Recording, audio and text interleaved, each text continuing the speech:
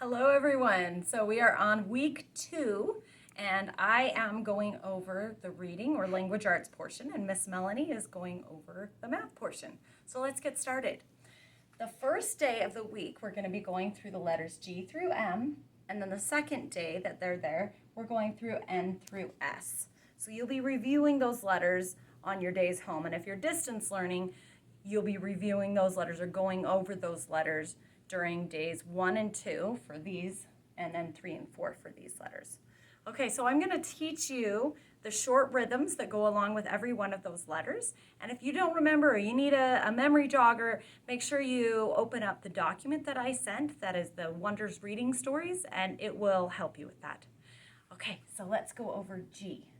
That one is gulping guitar, gulping guitar, g, g. G. This is the sign for G. The next one is H. Happy hippo, happy hippo. H. And then there's I. Itchy insect, itchy insect. I. Jumping jump rope, jumping jump rope. J. Koala's kite, koala's kite. K. Licking lemon, L. Magical map, magical map. M. Okay, so those are all the short little things that go along with G through M. If you want to know the story behind it, please look up the YouTube. That's once again on the Wonders Reading Stories document.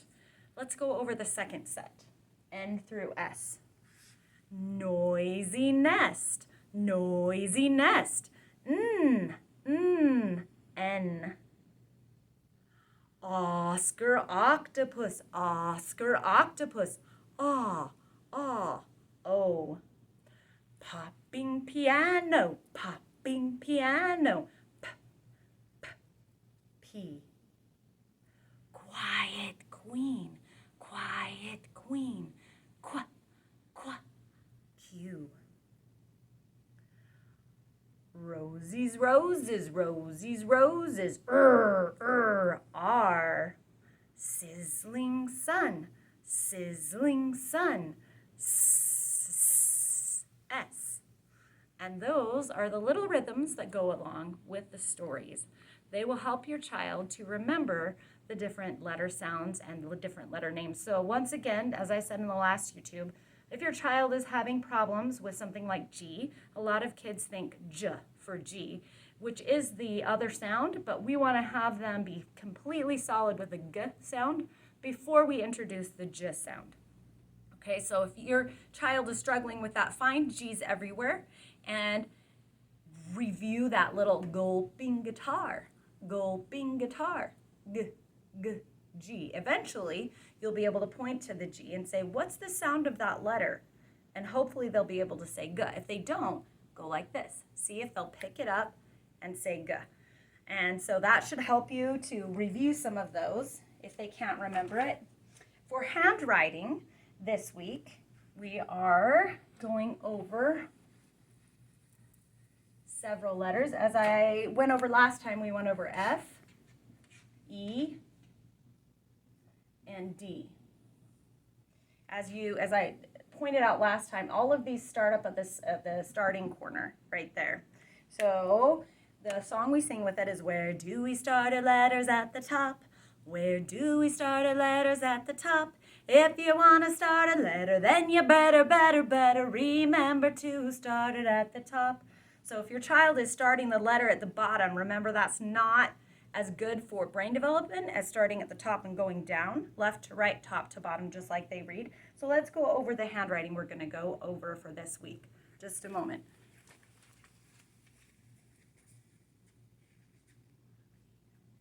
Okay, we're going over the handwriting for P, R, and B.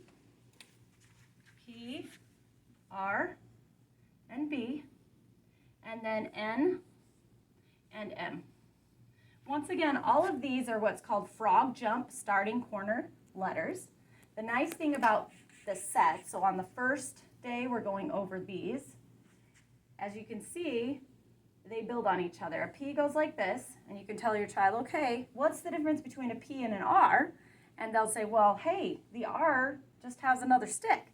The thing you need to watch out for this is big line down, frog jump to the top, little curve. Don't let them lift it up, little line. Have them stick like glue to the paper when they're doing that. Same with the B. Big line down, frog jump to the top, little curve. Don't lift it up, little curve. And as you can see, they build right on top of each other, just like the F and the E and the D. They start with that big line down. Then in the second day, on the second day, we're doing the N and the M, same thing. These build on top of each other. So big line down, frog jump to the top. And I say slide down because it looks kind of like a slide. Slide down, come up. And then that's their N. And the M is big line down, frog jump to the top, slide down, slide up, and down. And we've got their M. Again, don't let them lift up their pencils between this stroke and this stroke. So it helps if you say those little things with them while they're making it. It helps their brain to connect how to form it. And the goal with that is to have them, just be automatic. So they don't even have to think about it. But it's hard at first to get them to form it the right way. Make sure they're not writing their letters the wrong way because that can ingrain bad habits and it's very hard to break those. All right, so that's the handwriting. The next thing to talk about is our sight words. So the 2 sight words for this week, and we'll be going on to a lot more sight words in a week after this. Be building on that. And our 2 sight words are is and I. So with is, the song is I-S is, he is my best friend, she is my mom. So once again, I-S is, he is my best friend, she is my mom. Have them use is in all kinds of sentences. Can you think of a sentence that has is in it? She is, he is, and see if they can come up with other sentences.